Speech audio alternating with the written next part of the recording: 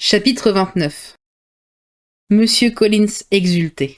« J'avoue, dit-il, que je m'attendais un peu à ce que sa grâce nous demandât d'aller dimanche prendre le thé et passer la soirée avec elle. J'en étais presque sûr, tant je connais sa grande amabilité. Mais qui aurait pu imaginer que nous recevrions une invitation à dîner, une invitation pour tous les 5, si tôt après votre arrivée ?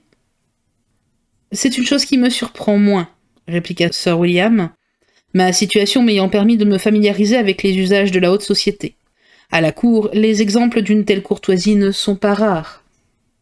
On ne parla guère d'autre chose ce jour-là, et pendant la matinée qui suivit, M. Collins s'appliqua à préparer ses hôtes aux grandeurs qui les attendaient, afin qu'ils ne fussent pas trop éblouis par la vue des salons, le nombre de domestiques et la magnificence du dîner. Quand les dames montèrent pour s'apprêter, il dit à Élisabeth : « Ne vous faites pas de soucis, ma chère cousine, au sujet de votre toilette. Lady Catherine ne réclame nullement de vous l'élégance qui sied à son rang et à celui de sa fille. Je vous conseille simplement de mettre ce que vous avez de mieux. Faire plus serait inutile. Ce n'est pas votre simplicité qui donnera de vous une moins bonne opinion à Lady Catherine. Elle aime que les différences sociales soient respectées. » Pendant qu'on s'habillait, il vint plusieurs fois aux portes des différentes chambres pour recommander de faire diligence, car Lady Catherine n'aimait pas qu'on retardât l'heure de son dîner. Tous ces détails sur Lady Catherine et ses habitudes finissaient par effrayer Maria, et Sir William n'avait pas ressenti plus d'émotion lorsqu'il avait été présenté à la cour que sa fille n'en éprouva à l'idée de passer le seuil du château de Rosings. Comme le temps était doux, la traversée du parc fut une agréable promenade. Chaque parc a sa propre beauté. Ce qu'Élisabeth vit de celui de Rosings l'enchanta, bien qu'elle ne pût manifester un enthousiasme égal à celui qu'attendait M. Collins, et qu'elle accueillit avec une légère indifférence les renseignements qu'il lui donnait sur le nombre de fenêtres du château et la somme que Sir Lewis de Bourse avait dépensée jadis pour les faire vitrer. La timidité de Maria augmentait à chaque marche du perron, et Sir William lui-même paraissait un peu troublé. Après avoir passé le grand hall d'entrée dont M. Collins, en termes lyriques, fit remarquer les belles proportions à la décoration élégante, ils traversèrent une antichambre, et le domestique les introduisit dans la pièce où se trouvait Lady Catherine, en compagnie de sa fille, et de Mrs. Jenkinson. Avec une grande condescendance, sa grâce se leva pour les accueillir, et comme Mrs. Collins avait signifié à son mari qu'elle se chargeait des présentations, tout se passa le mieux du monde. Malgré son passage à la cour, Sir William était tellement impressionné par la splendeur qui l'entourait qu'il eut juste assez de présence d'esprit pour faire un profond salut et s'asseoir sans mot dire. Sa fille, à moitié morte de peur, s'assit sur le bord d'une chaise, ne sachant de quel côté partager ses regards. Élisabeth, au contraire, avait tout son sang-froid et put examiner avec calme les 3 personnes qu'elle avait devant elle. Lady Catherine était grande, et ses traits fortement accentués avaient dû être beaux. Son expression n'avait rien d'aimable, pas plus que sa manière d'accueillir ses visiteurs n'était de nature à leur faire oublier l'infériorité de leur rang. Elle ne gardait pas un silence hautain, mais elle disait tout d'une voix impérieuse, qui marquait bien le sentiment qu'elle avait de son importance. Élisabeth se rappela ce qu'il lui avait dit Wickham, et de ce moment fut persuadée que Lady Catherine répondait exactement au portrait qu'il lui en avait fait. Miss de Bourse n'offrait aucune ressemblance avec sa mère, et Élisabeth fut presque aussi étonnée que Maria de sa petite taille et de sa maigreur. Elle parlait peu, si ce n'est à voix basse, en s'adressant à Mrs. Jenkinson. Celle-ci, personne d'apparence insignifiante, était uniquement occupée à écouter Miss de Bourse et à lui rendre de menus services. Au bout de quelques minutes, Lady Catherine invita ses visiteurs à se rendre tous à la fenêtre pour admirer la vue. M. Collins s'empressa de leur détailler les beautés du paysage, tandis que Lady Catherine les informait avec bienveillance que c'était beaucoup plus joli en été. Le repas fut magnifique. On y vit tous les domestiques, toutes les pièces d'argenterie que M. Collins avait annoncées. Comme il l'avait également prédit, sur le désir exprimé par Lady Catherine, il prit place en face d'elle, marquant par l'expression de son visage qu'en ce monde, aucun honneur plus grand ne pouvait lui échoir. Il découpait, mangeait et faisait des compliments avec la même allégresse joyeuse. Chaque nouveau plat était d'abord célébré par lui, puis par Sir William, qui, maintenant remis de sa première émotion, faisait écho à tout ce que disait son gendre. À la grande surprise d'Élisabeth, une admiration aussi excessive paraissait enchanter Lady Catherine qui souriait gracieusement. La conversation n'était pas très animée. Élisabeth aurait volontiers parlé si elle en avait eu l'occasion, mais elle était placée entre Charlotte et Miss de Bruce.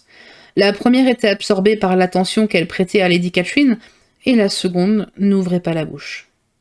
Mrs. Jenkinson ne parla que pour remarquer que Miss de Bruce ne mangeait pas, et pour exprimer la crainte qu'elle ne fût indisposée.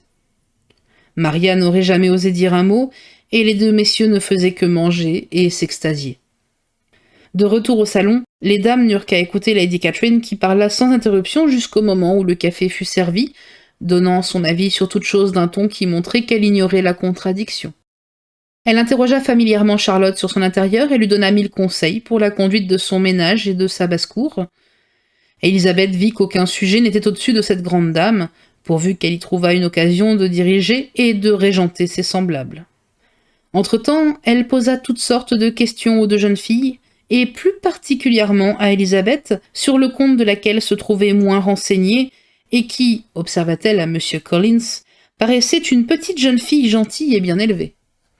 Elle lui demanda combien de sœurs elle avait, si aucune n'était sur le point de se marier, si elles étaient jolies, où elles avaient été élevées, quel genre d'équipage avait son père, et quel était le nom de jeune fille de sa mère. Élisabeth trouva toutes ces questions assez indiscrètes, mais y répondit avec beaucoup de calme. Enfin, Lady Catherine observa. « Le domaine de votre père doit revenir à M. Collins, n'est-ce pas ? J'en suis heureuse pour vous, dit-elle en se tournant vers Charlotte. Autrement, je n'approuve pas une disposition qui dépossède les femmes héritières en ligne directe. On n'a rien fait de pareil dans la famille de Bruce. Jouez-vous du piano et chantez-vous, Miss Bennet ? Un peu ? Alors, un jour ou l'autre, nous serons heureux de vous entendre. Notre piano est excellent. Probablement supérieur à... Enfin, vous l'essaierez. Vos sœurs sont-elles aussi musiciennes ? L'une d'elles, oui, madame. Et pourquoi pas toutes ? Vous auriez dû prendre toutes des leçons. Les demoiselles Webb sont toutes musiciennes et leur père n'a pas la situation du vôtre. Faites-vous du dessin ? Pas du tout. Quoi ? Aucune d'entre vous ? Aucune. Mais comme c'est étrange. Sans doute l'occasion vous aura manqué. Votre mère aurait dû vous mener à Londres chaque printemps pour vous faire prendre des leçons. Je crois que ma mère l'eût fait volontiers, mais mon père à Londres en horreur. Avez-vous encore votre institutrice ? Nous n'en avons jamais eu. Bonté du ciel ! 5 filles, élevées à la maison sans institutrice ? Je n'ai jamais entendu chose pareille. Oh, quel esclavage pour votre mère ! Élisabeth ne put s'empêcher de sourire et affirma qu'il n'en avait rien été. Alors, qui vous faisait travailler ? Qui vous surveillait ? Sans institutrice. Vous deviez être bien négligée. Mon Dieu, madame, toutes celles d'entre nous qui avaient le désir de s'instruire en ont eu les moyens. On nous encourageait beaucoup à lire et nous avons eu tous les maîtres nécessaires. Assurément, celles qui le préféraient étaient libres de ne rien faire. Bien entendu. Et c'est ce que la présence d'une institutrice aurait empêché. Si j'avais connu votre mère, j'aurais vivement insisté pour qu'elle en prît une. On ne sait croire le nombre de familles auxquelles j'en ai procuré. Je suis toujours heureuse quand je le puis de placer une jeune personne dans de bonnes conditions. Oh, grâce à moi, 4 nièces de Mrs. Jenkinson ont été pourvues de situations fort agréables. Vous ai-je dit, Mistress Collins, que Lady Metcalfe est venue me voir hier pour me remercier ? Il paraît que Miss Pape est une véritable perle. Parmi vos jeunes sœurs, y en a-t-il qui sortent déjà, Miss Bennet ? Oui, madame. Toutes ? Toutes ? Quoi ? Alors toutes les 5 à la fois, et vous n'êtes que la seconde ? Et les plus jeunes sortent avant que les aînées soient mariées ? Et quel âge ont-elles donc ? La dernière n'a pas encore 16 ans. C'est peut-être un peu tôt pour aller dans le monde, mais, madame, ne serait-il pas un peu dur pour des jeunes filles d'être privées de leur part légitime de plaisir parce que les aînés n'ont pas l'occasion ou le désir de se marier de bonne heure ? En vérité, dit Lady Catherine, vous donnez votre avis avec bien de l'assurance pour une si jeune personne. Quel âge avez-vous donc ? Votre grâce doit comprendre, répliqua Élisabeth en souriant, qu'avec 3 jeunes sœurs qui vont dans le monde, je ne me soucie plus d'avouer mon âge. Cette réponse parut interloquer Lady Catherine. Élisabeth était sans doute la première créature assez téméraire pour s'amuser de sa majestueuse impertinence. Oh, vous ne devez pas avoir plus de 20 ans. Vous n'avez donc aucune raison de cacher votre âge. Je n'ai pas encore 21 ans. Quand les messieurs revinrent et qu'on eut pris le thé, les tables de jeu furent apportées. Lady Catherine, Sir William, Monsieur et Mrs. Collins s'installèrent pour une partie de quadrille. Miss de Bourse préférait le casino. Les deux jeunes filles et Mrs. Jenkinson eurent donc l'honneur de jouer avec elle une partie remarquablement ennuyeuse. On n'ouvrait la bouche, à leur table, que pour parler du jeu, sauf lorsque Mrs. Jenkinson exprimait la crainte que Miss de Bourse fût trop chaud, trop froid, ou qu'elle fût mal éclairée. L'autre table était beaucoup plus animée. C'était Lady Catherine qui parlait surtout pour noter les fautes de ses partenaires ou raconter des souvenirs personnels. Monsieur Collins approuvait tout ce que disait sa grâce, la remerciant chaque fois qu'il gagnait une fiche et s'excusant lorsqu'il avait l'impression d'en gagner trop.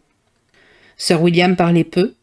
Il tâchait de meubler sa mémoire d'anecdotes et de noms aristocratiques. Lorsque Lady Catherine et sa fille en eurent assez du jeu, on laissa les cartes et la voiture fut proposée à Mrs. Collins qui l'accepta avec gratitude. La société se réunit alors autour du feu pour écouter Lady Catherine décider quel temps il ferait le lendemain, puis la voiture fut annoncée. Monsieur Collins réitéra ses remerciements, Sir William multiplia les saluts, et l'on se sépara. À peine la voiture s'était-elle ébranlée qu'Elizabeth fut invitée par son cousin à dire son opinion sur ce qu'elle avait vu à Rosings. Par égard pour Charlotte, elle s'appliqua à la donner aussi élogieuse que possible, mais ses louanges, malgré la peine qu'elle prenait pour les formuler, ne pouvaient satisfaire M. Collins, qui ne tarda pas à se charger lui-même du panégyrique de sa grâce.